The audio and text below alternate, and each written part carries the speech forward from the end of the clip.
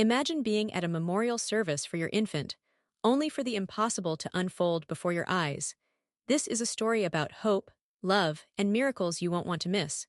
Do you believe in the extraordinary picture this? An infant declared no longer living, surrounded by distraught family members at a memorial service. Then an occurrence so unfathomable it hushed the room and reshaped everything. This isn't merely a tale of sorrow. It's a testament to hope, fortitude, and the sway of the unforeseen. What you are about to encounter will linger with you long after it's shared. Share in the comments where you're listening from. I'd love to connect, and if you haven't yet, consider subscribing to the channel and supporting our collective endeavor. Together we can disseminate more narratives that resonate deeply and uplift the spirit. The chamber was gripped by an oppressive stillness, punctuated solely by the muted weeping of those overwhelmed by their grief. The walls, devoid of any hue save for somber gray, seemed to constrict, amplifying the resonance of every dropped tear at the core. A small, pale coffin served as a stark emblem of life. Frailty. Anthony hunched in a corner, elbows propped on his knees, hands obscuring his countenance. He could scarcely glance at his son's lifeless form, as if doing so would render the grim reality too absolute to bear. Cynthia, conversely, found her gaze irrevocably drawn to the small box. Her fingers tenderly stroked the tiny hand of the infant, desperately seeking in her mind any illusion that could restore the warmth that had departed. Her face was puffy from weeping, lips quivering, and her eyes adrift. An abyss of anguish. "I love you, my darling," she whispered, her voice fractured, barely escaping her throat. The absence of a reply was a silent blow that caused her to sway, yet she continued to utter the words. On the floor beside the coffin, Buddy remained inert. The Labrador had been agitated since the child's body arrived in the room, as if unable to grasp why his small companion wasn't rising to embrace him. Periodically, the canine lifted his head and emitted a soft whimper, seeking Anthony's or Cynthia's glance, as if questioning the unfolding events. No one could articulate it to him, but Buddy didn't require words. He knew something dire had occurred. "Cynthia, you ought to sit for a moment," her mother softly murmured, placing a trembling hand on her shoulder. "No, mother, I cannot leave him alone," Cynthia replied, her eyes unwavering from the small form. Her voice was barely a whisper, laden with a blend of affection and desperation. Anthony lifted his gaze to his wife. He longed to utter something, anything that might alleviate even a fraction of her agony.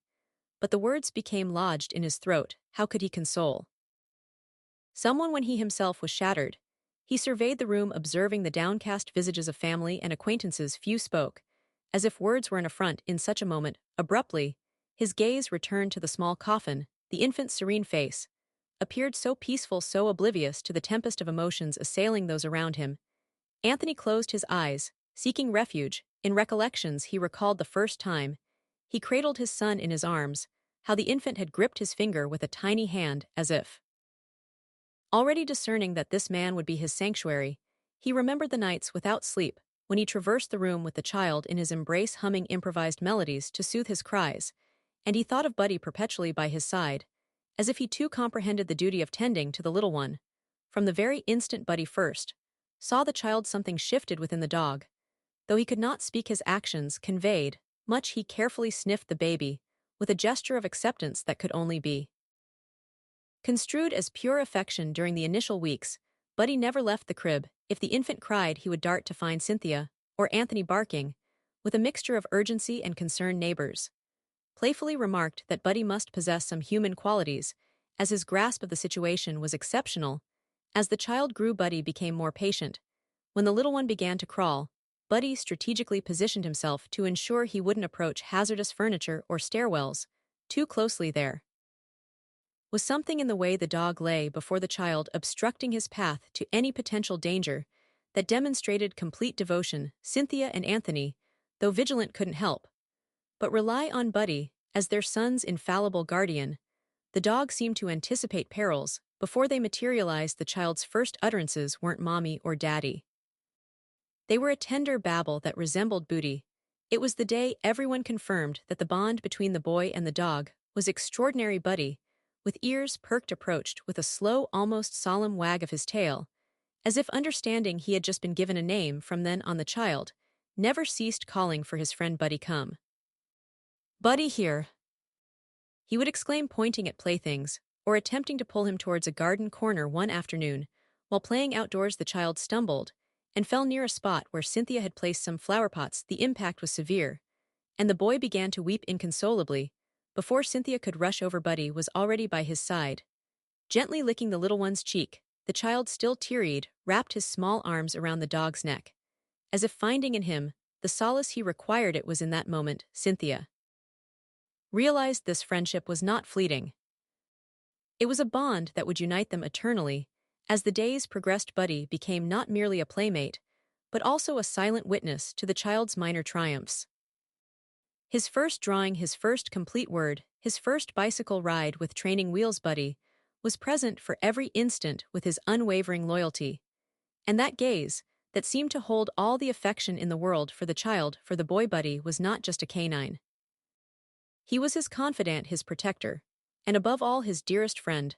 The memory of that connection intensified Anthony's anguish. How was he to explain to Buddy that his best friend would never return? Anthony, Cynthia abruptly stated, shattering the silence that had settled between them.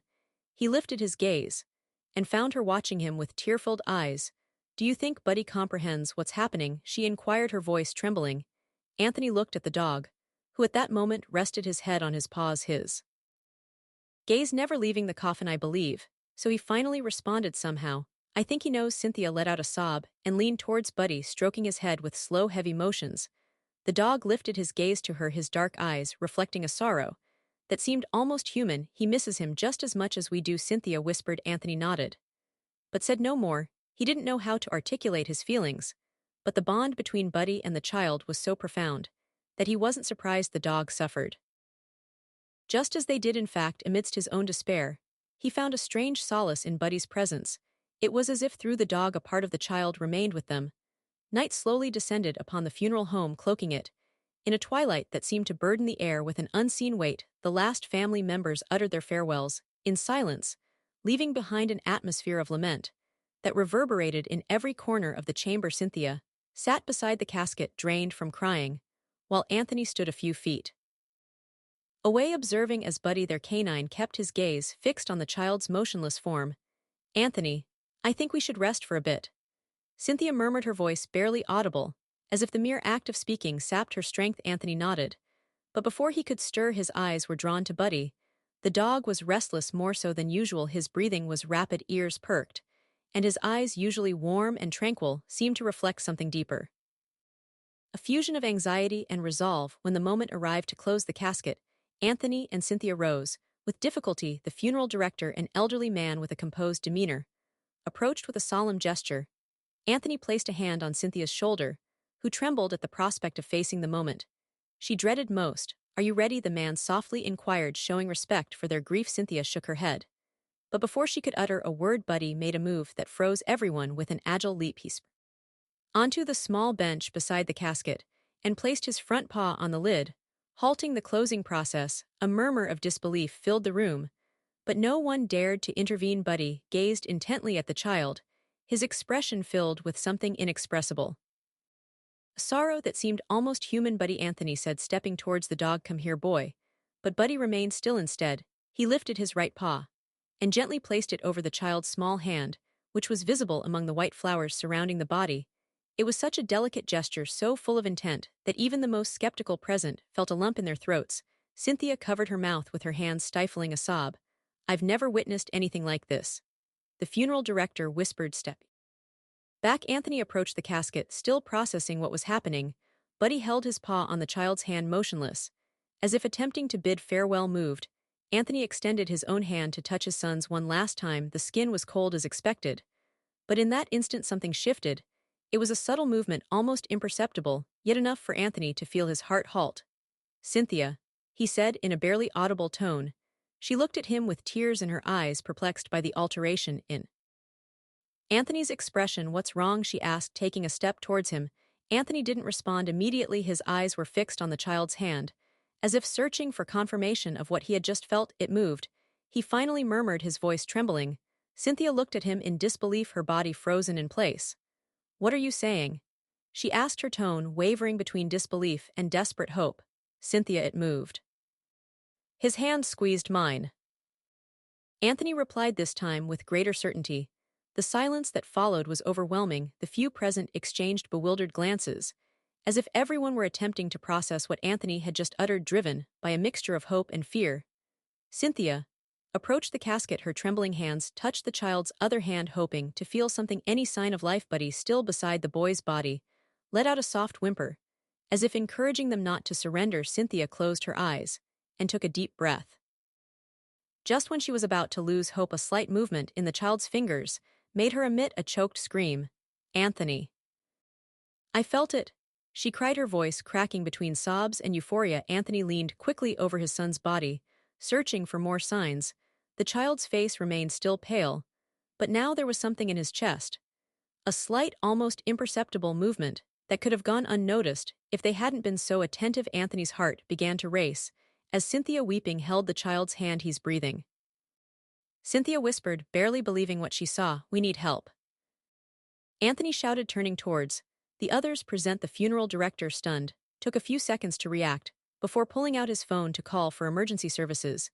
Meanwhile, Buddy leaped down from the casket and sat beside Anthony and Cynthia, watching the child with eyes filled with an intensity that seemed almost supernatural. It was as if the dog had known from the beginning that this would occur. The minutes that followed were a chaotic mixture of crying, prayers, and anxious waiting. Anthony wouldn't release the child's hand while Cynthia repeated his name again and again, as if her voice could keep him alive. Finally, the wail of an ambulance pierced the stillness of the night, bringing with it a spark of hope. The paramedics rushed in, their faces showing a blend of professionalism and astonishment at the scene. One of them approached the child's body, checking his vital signs. His expression hardened upon detecting a weak pulse. He has signs of life, but it's very weak. We need to move him immediately, he said while preparing a stretcher. Cynthia clung to Anthony's arm, her body trembling from adrenaline. Do you think he'll be okay? She asked, her voice barely a whisper. Anthony looked at her, still processing what had just transpired. He didn't know what to say, but one thing was certain. There was a spark of hope, where before there had been nothing but darkness. As the paramedics wheeled the child out on the stretcher, Buddy followed closely, never leaving their side. Anthony and Cynthia exchanged a glance before running after them, feeling for the first time in days that the void in their hearts might not be permanent. The hospital was enveloped in an atmosphere that merged professionalism and urgency, with a palpable tension that Anthony and Cynthia could almost taste. They sat in the waiting area of the emergency room, unable to process everything that had happened since the small, cold body in the casket had shown signs of vitality. The uncertainty weighed on their chests like an insurmountable burden. On the floor, Buddy lay in front of the emergency sliding doors. No human force could move him. A nurse initially attempted, but the dog's low, firm growls made her retreat. Leave him there, a guard said, with an understanding tone. That dog seems to know something we don't. Anthony was agitated, nervously shifting his legs, while Cynthia could barely restrain her tears. He tried to elicit answers from the passing doctors, but they all merely shook their heads or promised information when something concrete emerged. This can't be happening. Anthony finally broke the uncomfortable silence between them. What if it was a mistake? Cynthia replied, her voice trembling. Anthony, what if we got our hopes up for nothing? I felt him move. But what if it wasn't real? Don't say that, he responded, his tone almost desperate. He's in there, he's alive. I know it, and Buddy knows it too. Look at him, that dog wouldn't be wrong. The echo of his words hung in the air as they both looked at the animal, which remained still, ears perked for any sound from the other side of the doors. Inside the emergency room, Dr. Lucas Martin scrutinized the child's vital signs with a critical eye. The numbers on the screen seemed erratic, although the boy showed a pulse and breathing. The doctor was unconvinced. It must glitch in the equipment, he commented to his assistant, who frowned at his explanation. Doctor, I saw him move when he was brought in, the assistant said, her tone firm. It's possible it was a residual contraction, something post-mortem, Martin insisted, though his words lacked his usual conviction. Outside, Cynthia sprang to her feet when she saw the doctor exit the room. How is my son? She asked, grabbing his arm before he could walk away. Martin stopped, uncomfortable with the intensity in the woman's eyes. With a sigh, he replied, we've recorded vital signs, but they are inconsistent. We need more time to confirm anything. There's no error, interrupted Anthony, standing up next to Cynthia. My son was alive when we took him out of the coffin. The paramedics confirmed it. Don't try to tell us it's a damned misunderstanding, Martin looked offended by the tone, but before he could respond, a deep voice interrupted the conversation. "What's going on here?" asked Dr. Wilson, who had just arrived to take the night shift. Martin quickly explained the situation, but Wilson, known for his meticulousness and empathy, swiftly noticed the omission of certain details. He looked at Cynthia and Anthony with a calm expression. "I will personally check on your son. I won't rule anything out until I'm sure." The parents nodded in silence, clinging that small hope. Wilson disappeared behind the sliding doors, while Martin, visibly annoyed, retreated to his office. Wilson found the child on a stretcher, surrounded by monitors and machines. Unlike Martin, he immediately noticed a pattern in the vital signs. They were not false positives. There was consistency in the fluctuations of his heartbeats, and in his breathing. He called his team and issued quick orders: "Prepare this boy for the ICU. We need to stabilize him." Immediately, the nurses moved swiftly, while Wilson adjusted the parameters on the machines and examined the child's pupils. The boy seemed to float between two worlds, his body struggling to remain in one of them. The doctor, accustomed to dealing with critical situations, couldn't shake the feeling that this case was different, something he couldn't explain with science. "What do you think, doctor?" one of the nurses asked while adjusting an IV line. "It's as if—" Wilson paused for a moment, searching for the words. "As if he's waking up from a deep sleep. I can't explain it, but this boy is alive."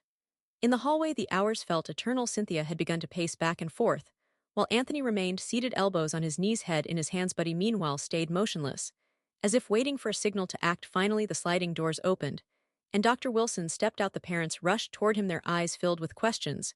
"Your son is in the ICU," Wilson said, looking at them seriously. "He is very weak.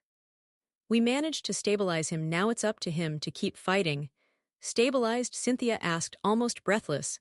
"Does that mean—" "It means there is hope," the doctor confirmed. "I don't want to give you false hope, but there's something about this boy. Something I haven't seen before."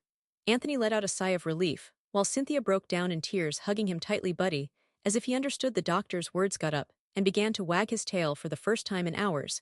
Wilson noticed the dog and, surprised, asked, "Is that your dog?" "He's more than that," Anthony said, looking at Buddy with gratitude. "He's part of our family, and he knew he was alive before any of us did." Wilson observed the animal with a mixture of respect and amazement. Dogs have a sixth sense, he thought, though he didn't say it aloud. In the ICU, the child lay, connected to several machines, monitoring his progress. His small chest rose and fell slowly, as if each breath were a monumental effort. The nurses watched over him, carefully, speaking softly about the case.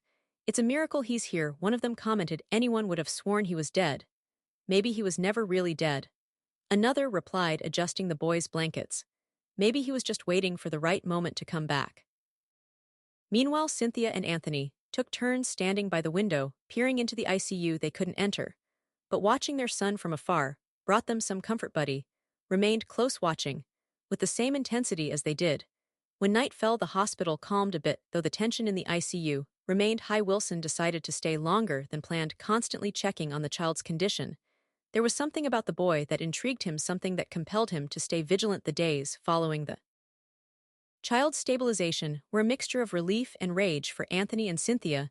The boy remained in critical condition, but alive, fighting for his life in the ICU. Every small advance reported by the doctors was met with hope, but also with the weight of what had happened days before. The memory of the events that led them to this nightmare haunted them. Buddy, always present, was the constant that gave them strength. The dog refused to leave the hospital doors. Even when they tried to take him home to rest, he cried and tugged at the leash with such intensity that they had no choice but to give in. The doctors, moved by the animal's unwavering loyalty, decided to allow his presence in the common areas. The nurses, accustomed to the hospital routine, found a moment of calm every time they saw Buddy wagging his tail or approaching for a pat. "It's incredible what this dog does," commented one nurse to Anthony as she watched him pet Buddy in the waiting room. "He's not just a dog," Anthony replied, his voice heavy with emotion. "He's part of our family. If it weren't for him, I don't know how we would have got through this." Meanwhile, the memories of Dr. Lucas Martin's negligence began to occupy the couple's minds with increasing intensity. Cynthia, who used to be the calmest voice in difficult moments, could no longer contain her anger at the doctor's indifference. However, all that suffering of feeling on the verge of burying their son transformed into deep indignation as Anthony and Cynthia relived the start of that nightmare 3 days earlier. The child had developed a fever and unusual discomfort, prompting them to seek help at the hospital there. They encountered endless hours of waiting, and the cold, indifferent treatment of Dr. Lucas Martins, who barely looked at the child before hastily diagnosing him with a simple cold, completely ignoring alarming symptoms. Hours later, the child's condition worsened drastically, forcing them to rush back to the hospital, but it was already too late. After a brief and futile stint in the ICU, he was declared dead. Anthony and Cynthia's devastation grew even more as they realized that medical negligence and lack of proper care were determining factors in the tragedy that took their son away from them. "Anthony, do you remember how he treated us?" she asked one night while they sipped coffee in the cold hospital hallway. "He barely looked at him. He told us it was just a cold, that there was nothing to worry about. He didn't even check his lungs." Anthony gripped the coffee cup tightly, his jaw muscles tense. The silence in his response spoke louder than any words. He too vividly recalled how the doctor had dismissed their concerns, assuring them that the child would be fine with rest and fluids. And then when we returned, because he couldn't even breathe. Anthony took a deep breath, trying to contain the frustration boiling inside him. Finally he spoke. "This can't go unchallenged, Cynthia. If he is alive now, it's a miracle, but we can't ignore that we almost buried him. Because of that negligence, there are other children, other families. We can't let this happen to anyone else." The conversation quickly turned into action. Anthony started gathering all the information possible about the events leading up to the child's death declaration. He reviewed the documents provided by the hospital, spoke with the nurses who had been present, and sought explanations from every doctor willing to listen. Wilson, who had been crucial in saving the child, welcomed them into his office to try to clarify things. "Doctor, we need to understand how we got to this point." Anthony said, his tone firm yet respectful. "How could someone declare my son dead without checking him with all available means?" Wilson, already familiar with the story, nodded gravely before responding, I know what happened to him is unacceptable, and I am willing to help you investigate. However, you must understand that in cases like this many factors are at play. I don't want to excuse anyone, but the pressure in emergencies can lead to mistakes. And those mistakes have consequences." Cynthia interrupted, tears in her eyes. "This wasn't just a mistake, doctor, it was negligence. We knew something was wrong with him, and Dr. Martin ignored it. If he had listened to us from the beginning, none of this would have happened." Wilson paused before speaking again. "I understand your pain, and you are right to be outraged. Let me review the medical records and talk to the staff who were in contact with your son. I can't promise immediate results, but I will do everything I can to clarify this." As the informal investigation progressed, Anthony and Cynthia began to notice details they had overlooked due to their anguish. A nurse who preferred to remain anonymous told them that the day they brought him in for the first time, the hospital was short-staffed and overwhelmed with patients. "It's not an excuse, but Dr. Martins was attending to over 30 people that night," the nurse said. "However, that doesn't justify not conducting a more thorough examination. I am so sorry for what you went through." Each new revelation heightened their indignation. Meanwhile, the child continued to fight for his life with small daily improvements giving them a glimmer of hope. Buddy, as always, was the faithful guardian even in the most uncertain moments. His presence reminded the family that they were not alone in this battle. On the third day, after the child's stabilization, Cynthia and Anthony received encouraging news. The boy was responding positively to treatment. His vital signs had strengthened, and although he was still sedated, the doctors were beginning to consider the possibility of reducing the medications to gradually wake him up. When the nurse gave them the news, Cynthia broke down in tears. As Anthony held her tightly, Buddy, as if understanding what was happening, stood up and rested his head on Cynthia's lap, wagging his tail slowly. "He is strong and he's making it," Anthony said, looking at his wife. "But now we also have to be strong and ensure that this doesn't go unpunished." "We will, Anthony," she replied, wiping her tears for him and for any other family that might go through something like this. The days in the hospital felt endless for Anthony. Cynthia and Buddy each faced the uncertainty in their own way. Anthony immersed himself in legal documents and the possibilities of a formal complaint, while Cynthia stayed by the child's side, talking to him as if her words could guide him back, and Buddy, tireless, remained the silent guardian, the only one able to sense the subtle changes in mood in the room. On afternoons, when the child had a fever or suffered complications, Buddy stayed motionless at the foot of the bed, ears perked and body tense. as if his mere presence could ease the child. But when the doctors delivered good news, the dog would break his rigidity with enthusiastic tail wags, looking at Anthony and Cynthia with eyes that seemed to reflect hope. A particularly difficult afternoon. Cynthia, her eyes sunken from exhaustion, stroked Buddy's head while watching the child breathe with difficulty. "How do you do it, Buddy?" she murmured, letting tears roll down her face. "How do you stay strong when we feel like we can't go on anymore?" Anthony entered the room just in time to hear her. He sat down beside her and placed a hand on her shoulder. "Because he knows what loyalty means," he said, looking at the dog. "Buddy doesn't hesitate. He's here because he believes in him just like we do." Cynthia tried to force a smile, but the emotional fatigue was overwhelming. She knew Anthony was right, but maintaining hope each day was a battle. The road to the child's recovery was anything but linear. There were days when his vital signs improved, and the nurses assured them that everything was going well. But there were also dark days, filled with alarms on the monitors and technical jargon that Cynthia and Anthony barely understood. The complications, according to the doctors, were part of the process. But that didn't make it any easier. One afternoon, while Cynthia slept in a chair beside the child's bed, Anthony was called to a small office in the hospital's administrative wing. There, Dr. Wilson was waiting for him, having promised to keep them informed about the progress of the investigation. "Mr. Anthony," the doctor began, his expression serious, "I've reviewed all the records and talked to the staff who were present during your son's initial admission. But I must be honest with you, I do not have conclusive evidence to support a formal complaint against Dr. Martins." Anthony clenched his fists on the table, trying to contain his frustration. "So all of this amounts to nothing?" he asked, his voice filled with helplessness. "We almost buried my son alive, and no one is going to be held accountable for that." Wilson remained calm, aware of the pain behind Anthony's words. "I understand how you feel, and I deeply regret what happened. But to move forward legally, you will need to hire a specialized attorney. They can request access to more detailed records, and hopefully find something to support your case." Anthony nodded, slowly, feeling the weight of responsibility on his shoulders. He knew that fighting against the system would not be easy, but he could not allow his son's case to be forgotten. "I will do it," he finally replied. "I don't know how, but I will." Wilson offered him a firm handshake before saying goodbye. "I wish you the best, and if I can help in any way from my position, don't hesitate to let me know." When Anthony returned to the room, Cynthia was already awake. She was leaning over the child, speaking to him sweetly, while adjusting the blanket covering him. Buddy, as always, was by her side, watching every movement. "What did Wilson say?" Cynthia asked, barely turning her head to look at him. Anthony sighed before responding. "He doesn't have enough evidence. If we want to move forward, we'll have to hire a lawyer." Cynthia closed her eyes for a moment, trying to find strength amid her exhaustion.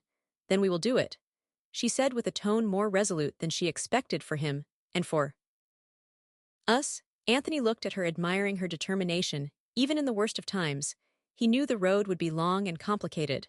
But he also knew they could not give up. The child's progress was slow but steady. Each small improvement was celebrated like a miracle. First, the monitors recorded a more stable breathing pattern than one afternoon. While Cynthia spoke to him, gently, the child's eyelids moved, and his eyes finally opened. It was a long-anticipated moment that made Cynthia let out a cry of joy, alerting Anthony, who had been sleeping in a chair by the window. "Anthony, he's awake!" she exclaimed, tears streaming down her cheeks. Anthony rushed to the bed and saw his son's eyes blinking, confused but full of life. Buddy, who had not left his side for a moment, jumped up, rested his front paws on the bed, wagging his tail with overflowing energy. "My boy," Anthony murmured, grasping his small hand. "We knew you could do it." The child looked at them with the dazed expression of someone waking from a long, strange dream. Although he couldn't speak, yet his gaze conveyed everything they needed to know. He was back. The following days were filled with new achievements. First, the child moved the fingers of his right hand. Then, over time, he began to regain control of his movements. Each advance was a reason for celebration, not only for his family, but also for the medical team led by Dr. Wilson, who marveled at the child's recovery. "This is a case that teaches us all lessons," the doctor confessed to Anthony during one of his visits. "He reminded us that sometimes, even when science doesn't have all the answers, human spirit or canine spirit in this case can make a difference." Anthony smiled, grateful. He knew there wouldn't be enough words to thank the doctor, the nurses, and above all Buddy, for his unwavering devotion. The day finally came when the child was discharged. The entire hospital seemed to have heard the news, and the hallways were filled with smiling faces As Cynthia and Anthony pushed their son's wheelchair toward the exit, the child held a small toy in his hands, a gift from one of the nurses. And although weak, his face was filled with hope. Buddy, as always, led the way, marching ahead with firm steps when the main doors of the hospital opened, and sunlight flooded the family. Anthony and Cynthia could not hold back their tears. "We're back, son," Anthony said, leaning toward the child while placing a hand on his shoulder. "You're home again." The boy smiled weakly and reached out his hand toward Buddy, who came over to gently lick his fingers. The return home was an emotional event. Cynthia had prepared everything for him. Become comfortable, from soft pillows to his favorite blanket on the couch. But what brought the most joy to the boy was reuniting with the garden, that space, which was once his playground. Buddy, as if he understood, dashed onto the grass and began searching for his ball, barking with enthusiasm. "Do you want to play with Buddy, son?" Cynthia asked, excited to see a spark of interest in the child's eyes. The boy nodded slowly, and Anthony helped him rise from the couch, though his steps were still unsteady. Every movement was filled with determination. "Buddy," the patient carried the ball towards them and dropped it at the child's feet.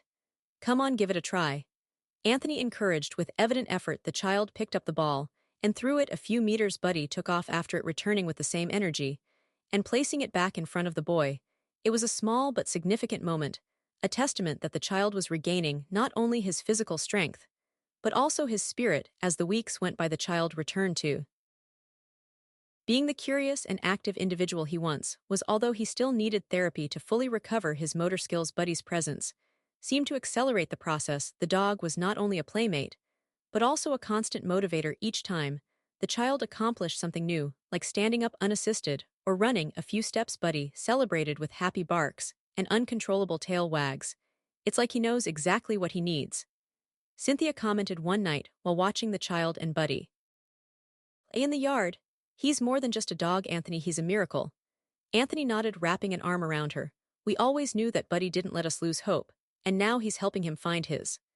The child's return home marked the beginning of a new chapter, not just for the family, but for the entire community, driven by a desire for justice and the need to prevent others from experiencing the same ordeal. Anthony and Cynthia decided to take legal action against Dr. Martins and the hospital that had failed to protect their son's life. To their surprise, a local attorney known for his commitment to human rights offered to represent them pro bono. "I'm doing this because I believe in your cause," said the attorney named Samuel Rodriguez during their first meeting in a small office downtown. "This isn't just your son's case. It's a systemic issue. If we don't act now, more families could suffer the same negligence." Anthony and Cynthia exchanged glances, feeling a mix of gratitude and determination. "We want the truth," Anthony replied, "and we want to ensure that no one else goes through what we did." The investigation led by Samuel uncovered concerning irregularities among the documents and testimonies collected.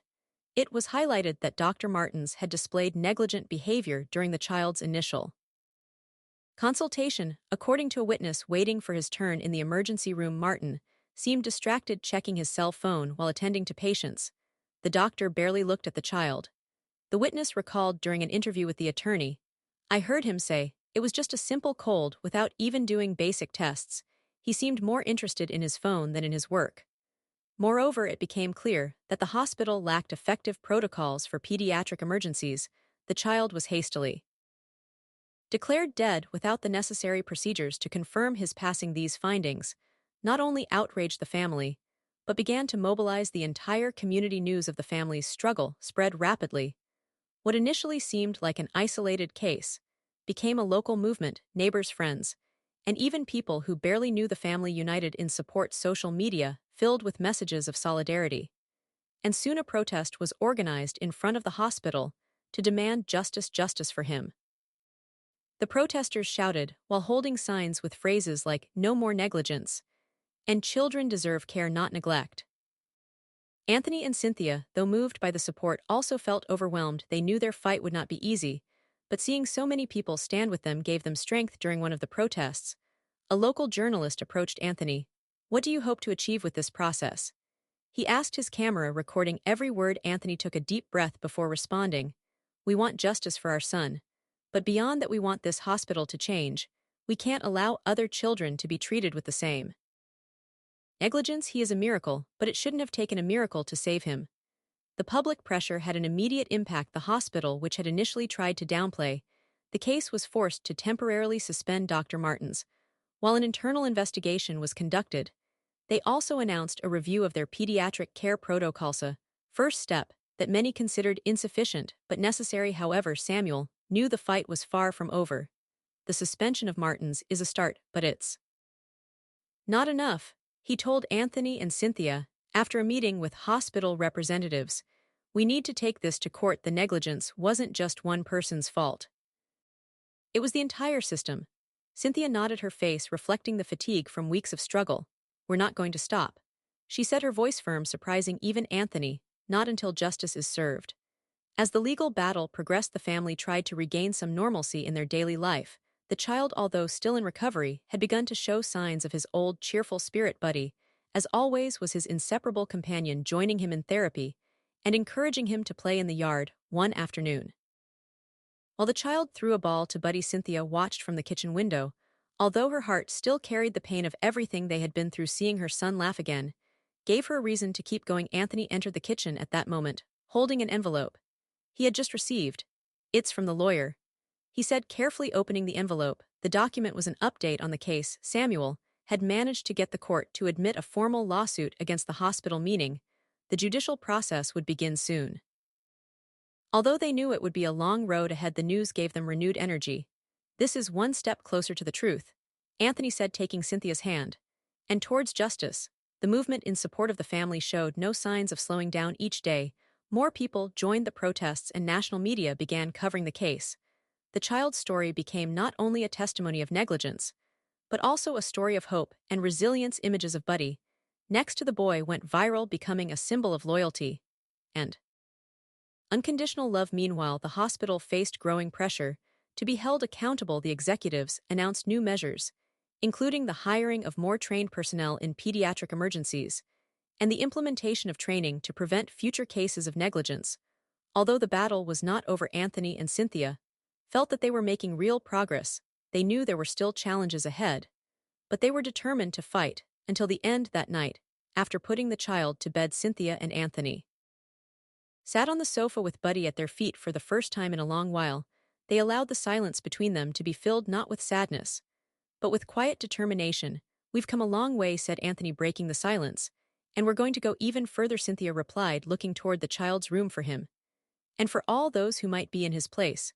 Buddy lifted his head, as if he understood their words, and wagged his tail gently. In that moment, Anthony realized they were not alone in this fight. Their family, united by love and resilience, was stronger than any adversity. The day of the trial arrived with a mix of tension and hope. Anthony and Cynthia walked into the courtroom hand in hand, flanked by their attorney Samuel Rodriguez, and accompanied by Buddy, who had become a symbol of the family's struggle. Outside, a crowd had gathered, holding signs with messages of support and shouts of encouragement. We're with you, a woman said as they passed. This isn't just for him. It's for everyone. Anthony nodded gratefully, while Cynthia tried to hold back tears. The courtroom was packed with journalists, human rights advocates, and community members eager to see what would unfold. The trial began with Samuel presenting the evidence. The case against Dr. Martens was compelling. Testimonies from witnesses confirmed the doctor's negligence during the initial consultation. Medical records showed a lack of proper procedures, and most strikingly, security camera footage captured the doctor checking his cell phone while attending to patients. Dr. Martens not only failed to fulfill his medical duty, but he showed a complete disregard for human life, Samuel declared, looking directly at the judges. His negligence put the child's life in mortal danger and nearly led his family to an unjust mourning. The doctor's defense attempted to justify his actions, claiming the hospital was overwhelmed that night and that circumstances forced him to make hasty decisions. However, the weight of the evidence made their arguments hard to accept. Work stress does not justify medical negligence, Samuel countered in his closing arguments. We're talking about a child's life, a life that was almost taken by irresponsible decisions. The most impactful moment of the trial came when Cynthia took the stand as a witness. Standing before the court, she spoke with a choked voice, yet filled with determination. They told us our son was dead. They prepared us to bury him, to say goodbye. But he wasn't dead, he was alive. And no one took the time to make sure of that. How do you justify that? How can something like this be allowed to happen? Her testimony was followed by an overwhelming silence in the room.